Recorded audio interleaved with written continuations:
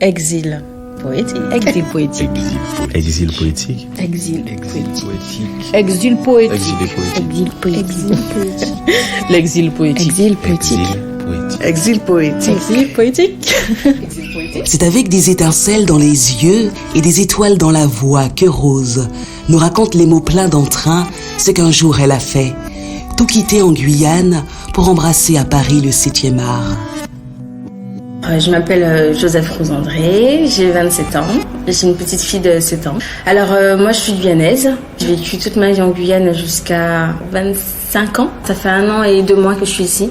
Je suis partie l'année dernière pour faire des études d'acteur. Mon école est dans le 11e. Avant de partir, moi je pensais que c'était facile.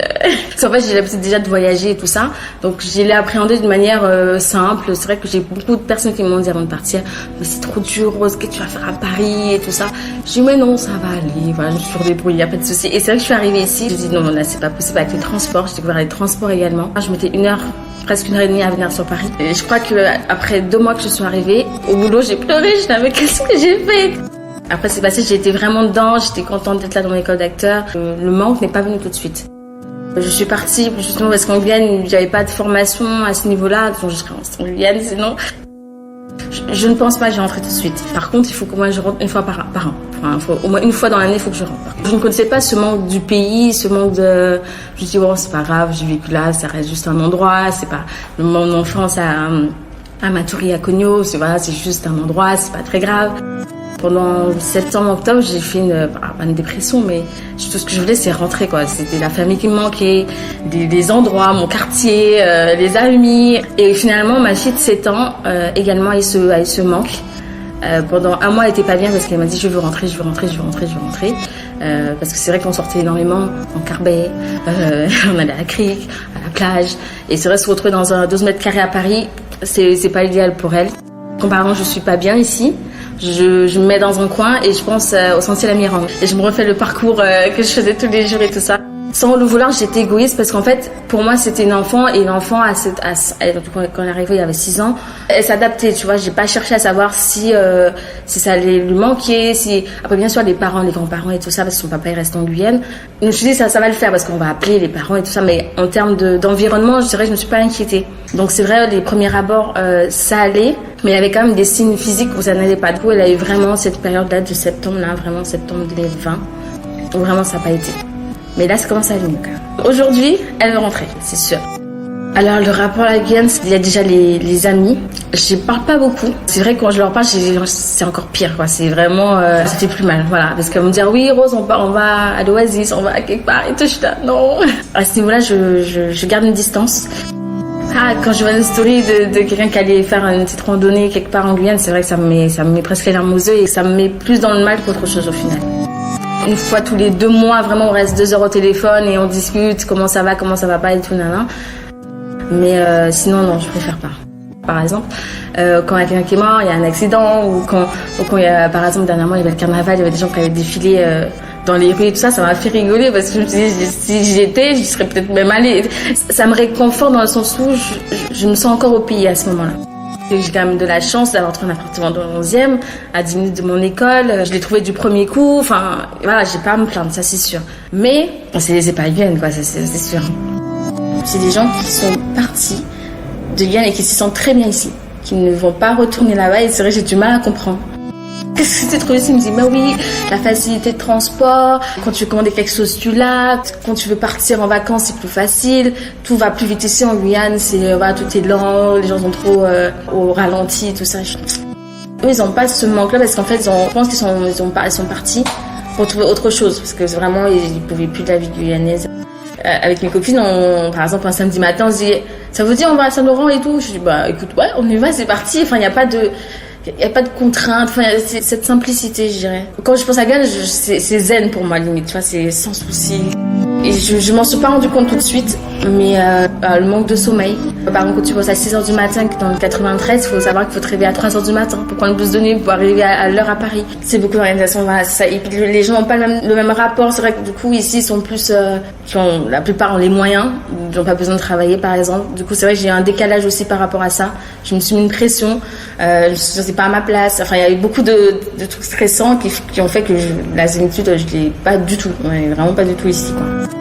Pour moi, non. Si j'entends le mot exil, c'est vraiment, j'ai l'impression que exil pour moi, c'est vraiment d'être obligé de partir. Moi, c'est un choix. Pour moi, c'est un choix dans le sens où j'aurais pu aller à Paris, j'aurais pu aller à Londres en termes de cinéma, j'aurais pu aller aux États-Unis éventuellement. Pour moi, j'ai fait le choix de partir. Alors le côté exil, ce serait plus dans le côté où il n'y avait pas les infrastructures à ce moment-là pour que je puisse faire des écoles de cinéma. Du coup, voilà, j'étais obligée de partir de Guyane pour aller autre part. Mais venir à Paris, ça a été un choix au final. Pour moi, j'ai une facilité de trouver de l'emploi ici, contrairement en Guyane, je trouve. Je vois pas ce qui pourrait emmener quelqu'un à partir de la Guyane. C'est vraiment, pour moi, ça me fait penser à l'esclavage, je sais pas pourquoi.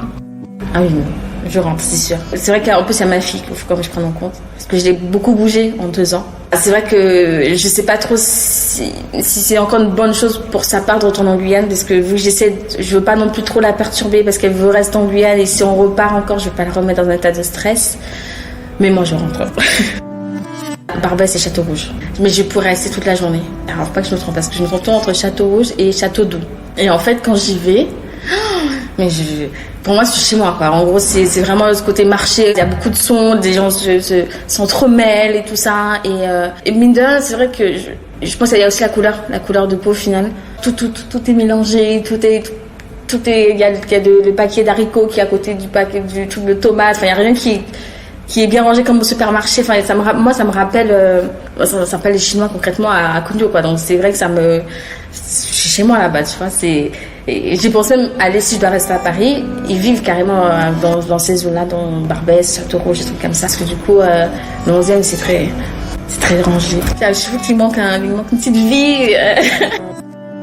Dans Paris, je me suis dit, là, c'est encore plus d'opportunité de voyager, tout est à côté, il y a les trains et tout ça. Et concrètement, non. Parce qu'il faut bosser, et des horaires de travail, il faut gagner ta vie. Donc, du coup, tu enchaînes, et vraiment, tu pars jamais, quoi. Reste en Guyane. Non, je blague. Je dirais que je regrette pas d'être partie. Parce que ça m'a permis aussi de voir autre chose. Déjà, parce que, en Guyane, c'est vrai que j'étais dans mon petit monde, tout beau, tout vert. Et du coup, c'est vrai qu'ici, j'ai eu un autre rapport au monde, déjà par avec cette histoire de racisme, que je ne connaissais absolument pas en Guyane, que même en termes de définition. Enfin, voilà, je sais très bien ce que ça veut dire, mais voilà, ce rapport plus proche, moi personnellement, non. Mais c'est vrai que j'ai prêté très attention quand il y avait quelqu'un à côté de moi qui l'avait subi, ou en même temps, je suis très en observation de ça. Parce que c'est vrai que moi, comme j'ai jamais été confrontée réellement, j'ai encore un truc où je me dis, mais comment on peut avoir une attitude comme ça envers quelqu'un? Ça m'a fait du bien d'être quand même partie. C'est au niveau de mon identité. Voilà. Il y a eu ce côté où j'ai eu besoin de savoir qui je suis ici. J'ai pas eu ce besoin en Guyane, et que finalement ça m'a servi ici pour mieux m'ancrer en tant qu'acteur. La Paris m'a mis à rude épreuve quand même. Voir autre chose et revenir en forme et mieux ancré, et puis aimer son pays. C'est là qu'on se rend compte qu'on aime son pays de ouf. Des crevettes, le poisson. Oh mon Dieu, le poisson, comme ça me manque. J'ai cuisiné un poisson dernièrement. C'était une catastrophe, c'est pas du tout pareil. Oh, la tipa, oh mon Dieu. Je m'en parle même pas de la soupe. Je vais même pas en parler de la soupe parce que j'ai jamais retrouvé cette soupe ici. Même les repas brésiliens, parce que quand tu vas à Saint-Jean, tu vas manger au yapog, le côté surinamé, le bami nasi. La dernière fois que je suis retournée, je reste plus en place. Je suis là, oh mon Dieu, je vais arriver et tout. Je sens une impatience, un manque, qu'il a, même s'il reste très peu de temps, qui est quand même toujours là, parce que j'y suis pas encore. Je suis à fleur de peau. Tous mes membres se contractent quand on attend juste qu'on atterrisse, et que même pas avant d'atterrir, que tu vois, tu sais, quand t'arrives, et que tu vois toute cette faune et fleurs vertes, puis la rivière qui traverse. Il y a une impatience de ouf. Il y a quand même ce côté aussi où je me suis sentie armée. Parce que j'ai une bonne dose de Guyane, j'irais, et du coup je me sens bien à retourner. Je me dis, c'est bon, là je suis à bloc pour retourner, pour confronter Paris et tout ça. Mais c'est pas la joie non plus. Parce que concrètement, s'il n'y avait pas cette école d'acteur, je serais pas là, quoi. Concrètement, dès que c'est fini, il n'y a rien qui me tient ici, quoi. C'est au contraire. Model like a Porsche tin, je sais pas quand est-ce que je vais revenir. C'est ça que je pense qui t'a fait mal. Exil, je trouve que c'est un mot fort. C'est un quand même. mot fort, exil. Je trouve que exil, c'est fort. Le mot exil, il est quand même fort. C'est pas forcément un exil, je reviendrai. Oui, non. C'est un exil volontaire. Je me suis Très exilée compliqué. moi-même. Non, Comme question. sincèrement, j'ai l'impression d'être chez J'ai moi. opté pour Absolument. mieux vivre. Je suis venue en France, c'est pas pour rester toute ma Je vie. suis partie. Franchement, oui. En En fait, t'es vite éloigné du monde. J'aime pas ce Je mot. voulais vraiment sortir de ce cadre. Pourquoi exil poétique? Je resterai un exilé jusqu'à la fin de mes jours. Hein.